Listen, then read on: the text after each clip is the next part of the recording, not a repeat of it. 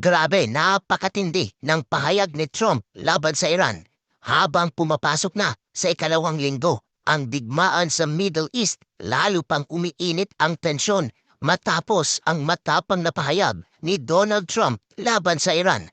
Ayon sa ulat ng BBC News, nanawagan ang US President na dapat umanong sumuko ng walang kondisyon ang Iran o tinatawag na unconditional surrender. Sa isang post sa kanyang social media platform, sinabi ni Trump na walang magiging kasunduan sa Iran maliban sa ganap nilang pagsuko. Dagdag pa niya, kapag nagkaroon na ng bagong leader na katanggap-tanggap sa Estados Unidos at mga kaalyado nito, tutulungan umano nila ang Iran na muling bumangon at palakasin ang ekonomiya nito. Ngunit hanggang ngayon, nananatiling malaking tanong kung sino ang magiging susunod na leader ng Iran matapos mapaslang ang dating Supreme Leader na si Ali Khamenei sa unang araw ng digmaan.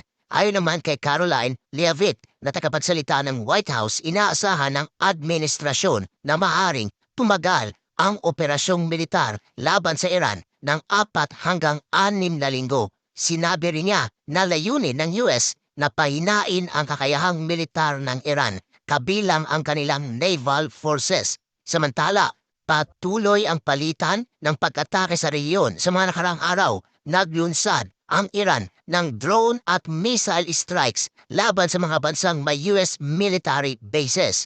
Lumawak din ang labanan matapos makisali ang militant group na hawak ng Iran sa pag-atake laban sa Israel dahil dito naglunsad ang Israeli military ng mga airstrike sa Beirut sa Lebanon na nagdulot ng malalakas na pagsabog at mass evacuation ng mga residente sa southern suburbs ng lungsod. Sa gitna ng tumitinding digmaan, pumasok din sa usapan ang Vladimir Putin ng Russia matapos niyang makipag-usap sa Iranian President na si Masoud Pezeshkian. Ayon sa Kremlin, nanawagan si Putin na agad na itigil ang labanan at humanap ng diplomatikong solusyon sa krisis. Tama nga ba ang sinabi ni Putin